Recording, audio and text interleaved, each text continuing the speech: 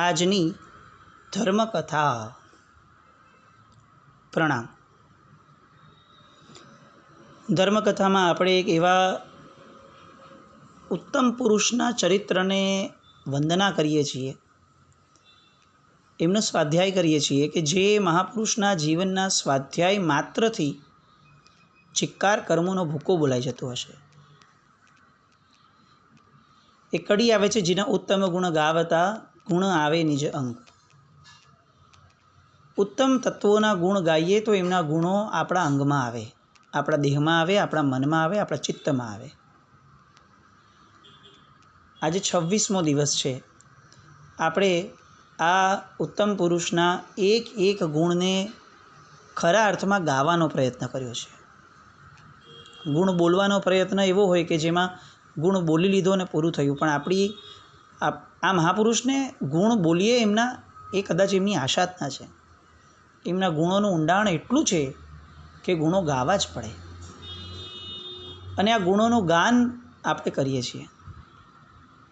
એમની સંક્ષિપ્ત જીવનની તવારીખો અને પરિચયોના ફ્લોમાં આપણે અત્યારે છીએ. પૂજ્યશ્રીનો કાળધર્મ, આ જગતમાંથી પૂજ્યશ્રીએ જે વિદાય લીધી એ દિવસ હતો 3 એપ્રિલ 2005. પૂજ્યશ્રીની વિદાય થઈ એ પણ બહુ ગજબના ઘટના હતી.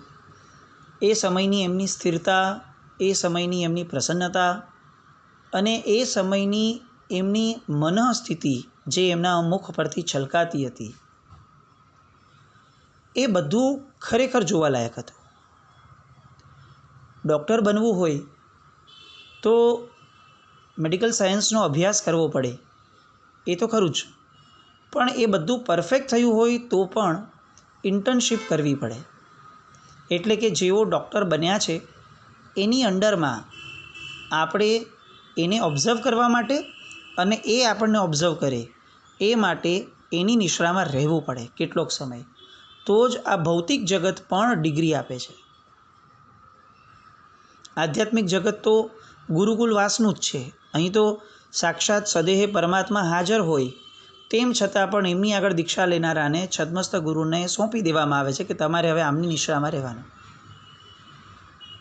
તો એ બતાવે છે કે આપણે જે માર્ગે જે લક્ષ્યને પ્રાપ્ત કરવું છે એની પ્રાપ્તિ માટે જેને એ લક્ષ્યને પચાવી દીધું છે એના અંડર ઓબ્ઝર્વેશન અને એનું ઓબ્ઝર્વેશન એ બહુ આવશ્યક છે. સમાધિ મૃત્યુ દરેકે દરેક શ્રાવકનું પ્રબળ લક્ષ્ય. દીક્ષા પણ લેવાની ભાવના થાય, કેમ થાય? કારણ કે વેશની અંદર સમાધિ રહે, અને સમાધિ રહેશે તો સમાધિ મૃત્યુ રહેશે. એટલે ચારિત્ર જીવન પામવાના સ્વપ્ના પણ એટલા માટે જોવાના છે કારણ કે આ ભવના છેવાડે આપણને સમાધિ મૃત્યુ મળે. અને આ સમાધિ મૃત્યુની ઇન્ટર્નશીપ જો આપણે કરવી છે તો એ કરવા માટે પૂજ્ય રામસુરી મહારાજ એમના ઓબ્ઝર્વેશનમાં તો આપણે ન રહી શક્યા, પણ એમનું ઓબ્ઝર્વેશન જેટલું આપણું વધશે એટલું કદાચ આપણું પોતાનું આપણા લક્ષ્ય તરફનું ડગલું વધશે. સાહેબજી બેઠી અવસ્થામાં સૂર્યપુરી એટલે કે સુરતની કૈલાસનગરની ઉપાશ્રયની એ ધરા પર બેઠી અવસ્થાની અંદર બેઠા બેઠા સાહેબ કેવળને કાળધર્મ પામ્યા હતા. સાહેબના જીવનના અંતિમ શબ્દો શું હતા, અંતિમ સ્થિતિ શું હતી? આપણે આની પહેલાં 1-2 દિવસ પહેલાં આ જોયું હતું કે કાળધર્મના કદાચ 1-8 કલાક પહેલાં જ સાહેબે મોપત્તીનું પડીલેહણ આદેશ માંગીને કર્યું હતું, અને જીવનભર જે 50 બોલથી મોપત્તી પડીલેહણ સાહેબ કરતા કે જે જોવું પણ એક લાવો હતો, એ પડીલેહણ એઝ ઇટ ઇઝ જે રીતે જીવનભર સંસ્કાર પાડ્યા હતા એ જ સંસ્કારપૂર્વક એમણે એ પડીલેહણ પણ કર્યું હતું. હજી અડધી કલાક પોણી કલાક પહેલાં સાહેબજીએ પચખાણ કર્યું હતું પડીલેહણ લઈને. અને આ કેવી પ્રસન્નતાની મુદ્રા હશે! આપણે આપણા સ્વજનોના મૃત્યુનો ક્રમ જોઈએ તો આપણને એમ લાગે કે એવી હાઈ હોય, ના એણે જવું છે, ના આજુબાજુવાળા લોકોએ એને જવા દેવા છે. જ્યારે પૂજ્યશ્રીની બાબતમાં કેવી સહજતા હતી. જવું કે ન જવું એનો કોઈ વિકલ્પ ન એમને હતો. ચોક્કસ શિષ્યોને ખૂબ વિકલ્પ હતા, પણ સાથે જેમ પ્રભુ પોતાના લક્ષ્ય સમા મોક્ષ સુખને પામ્યા તો એ પ્રભુના નિર્વાણને પણ કલ્યાણક તરીકે ઉજવવામાં આવ્યું. એમના જવાનો વસવસો કોને ન હોય, પણ અંતે તેઓ તે પોતાના લક્ષ્યને પામ્યા. એનો આનંદ આપણા પ્રભુ એમના લક્ષ્યને પામ્યા, એના આનંદ સ્વરૂપે નિર્વાણને કલ્યાણક કીધું.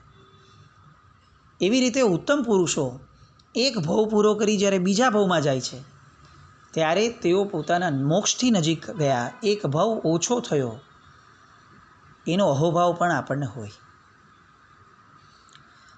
ફાગણ વદ દસમના દિવસે પૂજ્યશ્રીના અંતિમ સંસ્કાર થયા હતા. 4/4/2005 સોમવારે સાંજે 5 વાગે. આગલા દિવસે 5:03 કાળધર્મનો સમય સાહેબનો હતો. 5:03 કાળધર્મ પામ્યા. બીજે દિવસે સાંજે 5 વાગે સાહેબનો અગ્નિ સંસ્કાર થયો.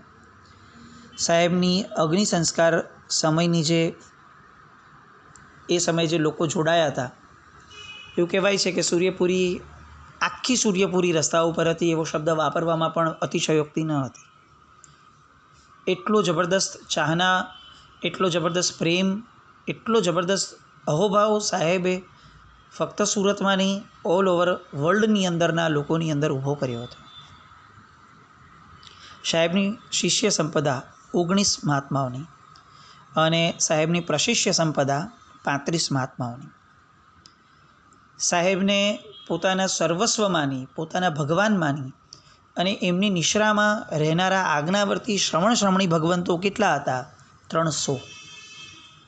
300 મહાત્માઓના યોગક્ષેમની જવાબદારી જે મહાત્માના માતશિરે હતી, એ મહાત્મા એમના ચરિત્ર આપણે 27 દિવસથી 26 દિવસથી ગાઈએ છીએ, જેમણે 300 આત્માઓનું ટોટલ કલ્યાણ, આંતરિક અને બાહ્ય બધું જ કલ્યાણ જીવનભર માટે પોતાની જવાબદારી ગણી અને સ્વીકાર્યું અને વહન કર્યું અને સારામાં સારી રીતે એને સફળ પણ કર્યું.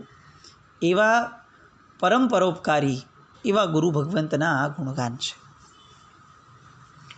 સાહેબના વિચરણની ભૂમિ જીવનકાળ દરમિયાન ગુજરાત, બનાસકાંઠા, કચ્છ, રાજસ્થાન, મેવાડ, સૌરાષ્ટ્ર, બિહાર, બંગાળ અને મહારાષ્ટ્ર, આટલા સ્ટેટ્સ પવિત્ર બન્યા હતા સાહેબના ચરણ રજથી.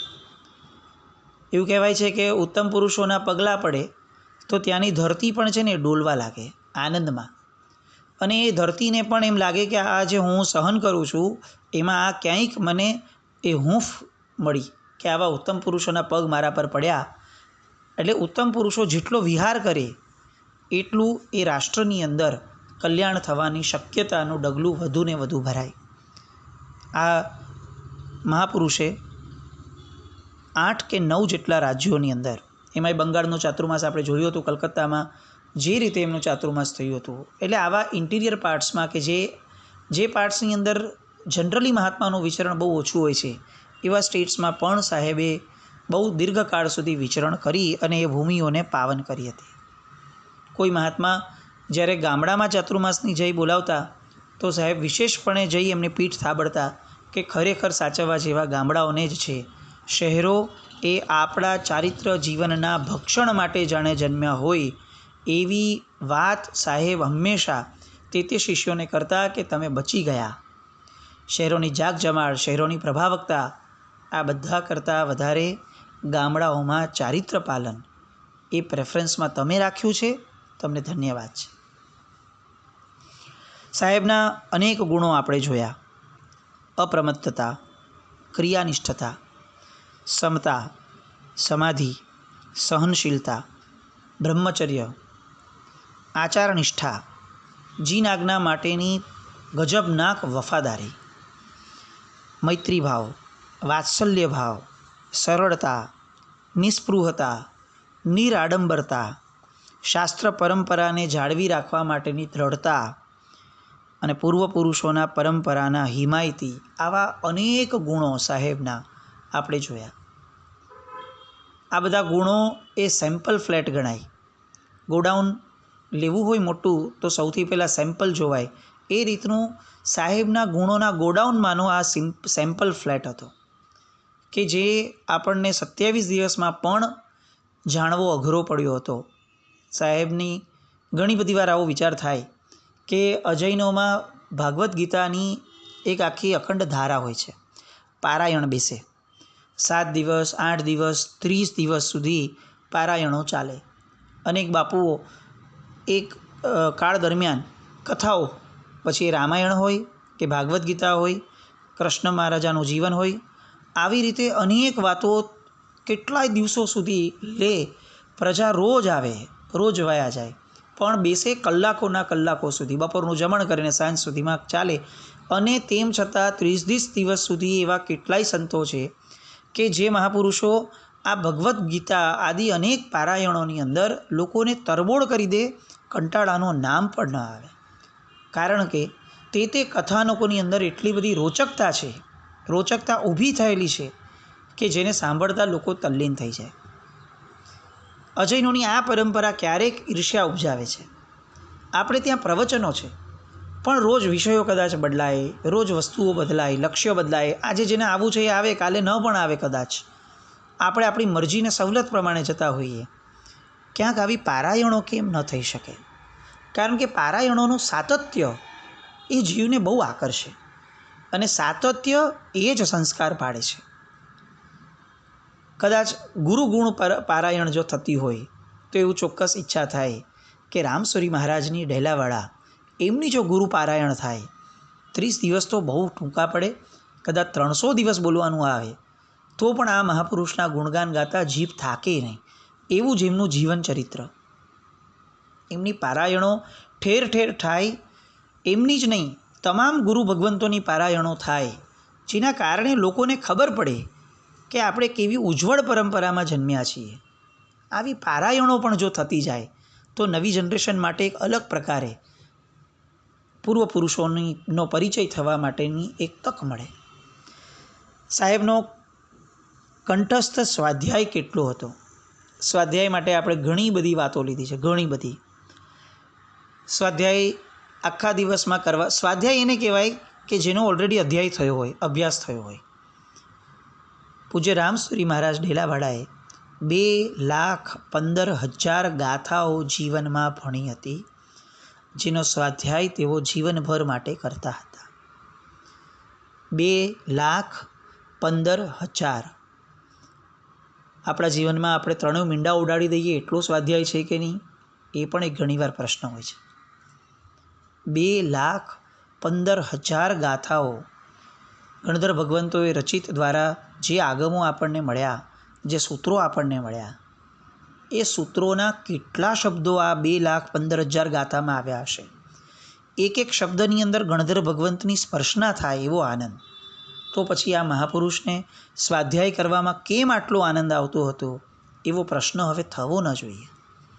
અને આપણને સ્વાધ્યાય કરવામાં આનંદ નથી આવતો એનું દુઃખ, એની પીડા હવે થવી જોઈએ. રોજનો 1,000 ગાથાનો સ્વાધ્યાય પૂજ્યશ્રી રોજ કરતા હતા. રોજ. આ કમસે કમની વાત છે. સાહેબજીનો કાળધર્મ સમયનું એની પહેલાંનું છેલ્લું વાક્ય શું હતું? શું એમણે કોઈ ઇન્સ્ટ્રક્શન આપ્યા હતા? મારા પછી આ થજો, મારા પછી આ કરજો, તમે લોકો આ કરજો? સાહેબજીનું છેલ્લું વાક્ય જે એમના દેહના વિદાય પહેલાં મુખમાંથી સર્યું હતું એ હતું, મારું શાસન એકતાનું ધ્યેય અધૂરું રહ્યું. Exact words. મારું શાસન એકતાનું ધ્યેય અધૂરું રહ્યું. આવું કોણ બોલે છે કે જે વ્યક્તિ અત્યારે પીડાની પરાકાષ્ઠાએ છે, આત્મપ્રદેશો જેના એક એક અંગમાંથી ખેંચાઈ રહ્યા હતા, અને અસહ્ય પીડા જેના હૃદયમાં હતી, એ સમયે આ બધી પીડા કરતાં પણ મોટો ધ્યેય, આ પીડા કરતાં પણ વધારે સંવેદના એમને શાસન એકતાની લાગી હશે. જીવનભર આ શાસન એકતાને ગજબનાક રીતે ઝંખી હોય તો જે છેલ્લી ઘડીએ મુખમાંથી સરે. આપણા જેવા બધા જ હાઈવોય સિવાય કંઈ જ કરી શકતા નથી. એવા સમયે શાસન એકતાના સૂત્રધાર જેમને કહી શકાય એવા આ ઉત્તમ પુરુષ.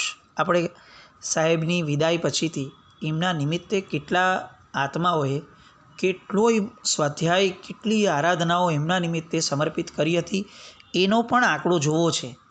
પણ આ શાસન એકતાની વાત આવે ત્યારે ચોક્કસપણે એવું કહેવાનું મન થાય, એક વસ્તુ લેવાની મન થાય કે સાહેબની ગરિમા શું હશે કે સાહેબના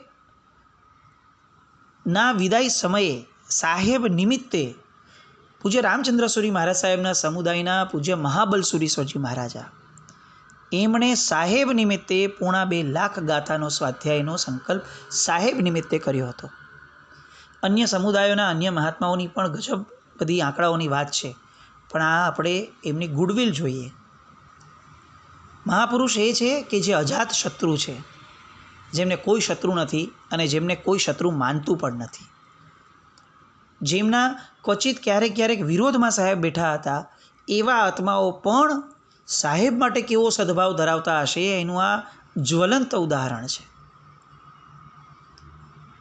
સાહેબનો અંતિમ આ જે વિચાર હતો, એમની જે પીડા હતી, એ એમણે એમના અંતેવાસી અને છેલ્લા સમયમાં અઢળક જેમણે એમની સેવા કરી છે એવા પૂજ્ય આચાર્ય ભગવાન શ્રી જગતચંદ્રસુરી મહારાજ સાહેબની સમક્ષ સાહેબે આ વિચાર વ્યક્ત કર્યો હતો કે જગતચંદ્ર વિજય, મારું શાસન એકતાનું ધ્યેય અધૂરું રહ્યું.